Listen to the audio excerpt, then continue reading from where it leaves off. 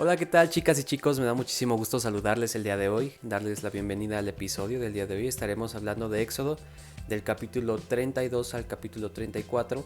Y vemos, en un par de capítulos antes, vemos acerca de la consagración, acerca de Aarón, para poder ser el primer sacerdote dentro del pueblo de Israel. Y vemos y nos llevamos una impresión muy grande, no solamente porque vemos que Aarón estaba dispuesto a poder ser ese sacerdote que Dios esperaba. Vemos que en los siguientes capítulos Aarón se corrompe por el pueblo de Israel. El pueblo de Israel había caído en esa desesperación de que no sabía ninguna noticia de Moisés. Moisés había estado en esa comunión con Dios y había tardado relativamente para los israelitas. Entonces, ¿qué es lo que hace el pueblo de Israel? El pueblo de Israel le pide a Aarón que de alguna manera necesitan ellos saber o tener alguna respuesta, ¿no? Entonces Aarón lo que hace es pedirles todo el oro que ellos tenían, y con ese oro ellos iban a hacer un ídolo, ¿no? Que en este caso es un becerro, ¿no? En forma de un becerro. Y esto trae consecuencias muy grandes. No solamente el hecho de que Aarón haya tenido que arriesgar hasta su propia vida, sino más bien el tema es con el pueblo de Israel, ¿no? Vemos a un pueblo terco, lo describe así la Biblia. Entonces hay veces en las que nosotros podemos llegar a identificarnos con el pueblo de Israel. ¿Por qué? Porque hay veces en las que podemos estar en esta comunión con Dios y deseamos estar en esta comunión con Dios todos los días, pero hay veces en las que se nos es tentado a, eh, a poner en primer lugar otras cosas, ¿no? Entonces el pueblo de Israel, aún teniendo o más bien estando en el mismo contexto en el que ellos estaba, en el que Moisés estaba teniendo una comunión con Dios.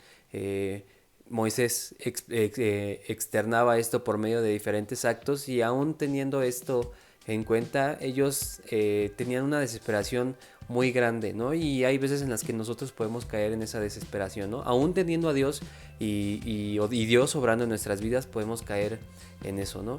Y capítulos después, Dios se enfada, se enoja, tiene cierto rencor hacia el pueblo, porque se da cuenta de que sigue siendo el pueblo que se quejaba al principio de que ellos salían de Egipto. Entonces se da cuenta otra vez de esto, y por obvias razones lo único que Dios deseaba era exterminarlos a todos, ¿no?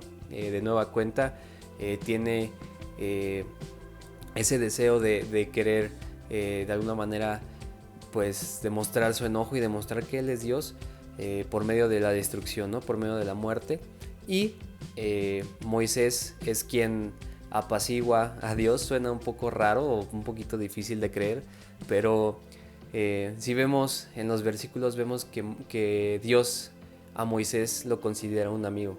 Entonces se le da el privilegio de poder hablar con Dios de una manera así como lo podríamos estar haciendo tú y yo, ¿no? Como una conversación normal, y ellos se tratan de una manera muy padre, ¿no? Algo que sí, de alguna manera él tiene esa cierta reverencia hacia Dios, pero también tiene en cuenta esa confianza, ¿no?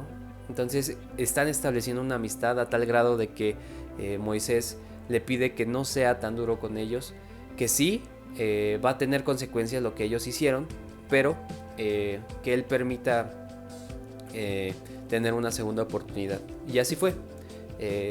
No solamente Dios tiene compasión hacia su pueblo, sino permite que Moisés pueda encontrarse cara a cara con Dios. Y lo estoy diciendo un poquito no tan literal, porque Dios menciona que cualquier persona que viera a Dios de frente, cualquier persona que viera su rostro, no podría estar con vida. No hay posibilidad en la que alguien pueda ver a Dios de cara a cara sin que pierda la vida, ¿no? Entonces lo único que él hace es tener una percepción, sí lo hace, sí ve a Dios, pero no lo ve directamente a los ojos, no lo ve directamente de cara a cara, sino ve algunos fragmentos de su cuerpo, y con eso bastó para que esto fuera una bendición para su vida.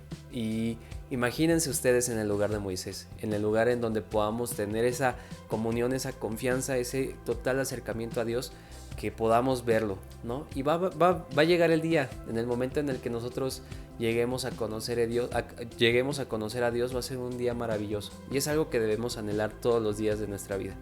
Y tanto es el anhelo que nosotros debemos de tener, que debemos honrar eso y debemos creer en eso y llevar cada una de las indicaciones, cada una de las cosas de la voluntad que Dios tiene para nosotros, ¿no? Demostrando nosotros con nuestras acciones que queremos ver a Dios, ¿no? No les estoy hablando de partir de este mundo, al contrario, sino más bien cada día ir cumpliendo la voluntad de Dios e ir cumpliendo las metas y los propósitos que Dios tiene para nosotros en nuestras vidas, ¿vale? Entonces, dos lecciones muy importantes: evitar ser ese pueblo terco de lo que menciona en la Biblia, y después tener esa comunión con Dios, esa amistad con Dios. Y lo tenemos a la puerta, lo tenemos simplemente con una oración, con un clamor.